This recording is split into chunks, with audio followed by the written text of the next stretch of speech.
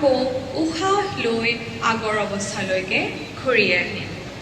যাৰ যাৰ কঁকালৰ বিষ আছে এই আসনটো খুবেই বেছি উপকাৰী হয় পুনৰাবৃত্তি কৰি উশাহ লৈ লাহে লাহে পিছলৈকে যাম তাতে আমাৰ শ্বাস প্ৰশ্বাস স্বাভাৱিক থাকিব 2 3